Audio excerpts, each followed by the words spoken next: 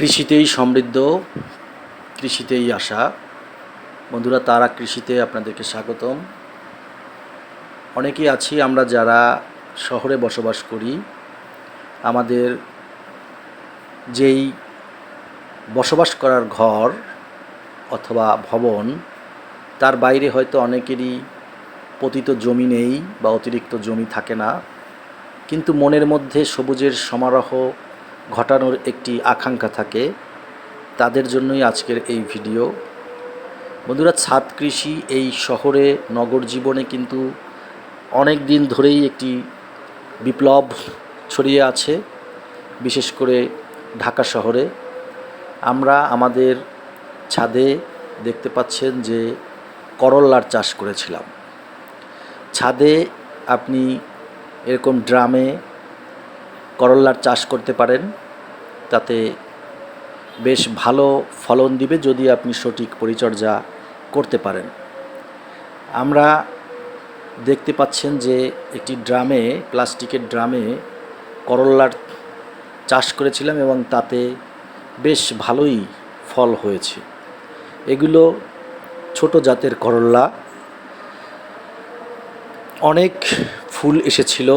তার মধ্য থেকে কিছু ফল ইতিমধ্যে গাছে এসেছে এবং যে পরিমাণ ফল এসেছে তাতে আমরা সন্তুষ্ট এই কারণে যে ছাদে আপনার পর্যাপ্ত মাটি না থাকলেও যে কৃষি করে এভাবে সবজি ফলানো যায়, সেটি আসলেই একটা তৃপ্তির বিষয়।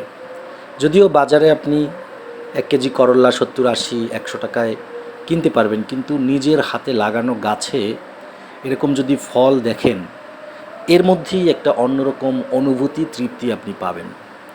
দেখতেই পাচ্ছেন যে বড় যে প্লাস্টিকের ড্রাম রয়েছে তাতে আমরা এই করল্লার চাষ করেছিলাম।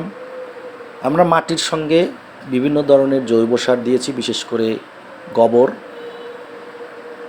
এরপরে আমরা যেই লতাগুলো, সেগুলো বেয়ে ওঠার জন্য হাতের কাছে যতটুকু ডালপালা পেয়েছি, সুতা পেয়েছি, তা দিয়েই একে বাড়তে দেওয়ার জন্য সুযোগ করে দিয়েছি এবং এত পরিমাণ ফুল এবং ফল ধরেছে যা সত্যি অন্যরকম একটি মাত্রা দিয়েছে। বিশেষ করে নগর জীবনে ঢাকায় বসে আপনি যদি নিজের হাতে ফসল ফলিয়ে অল্প হোক তাও যদি আপনি খেতে পারেন, এটি একটি অন্যরকম আনন্দ।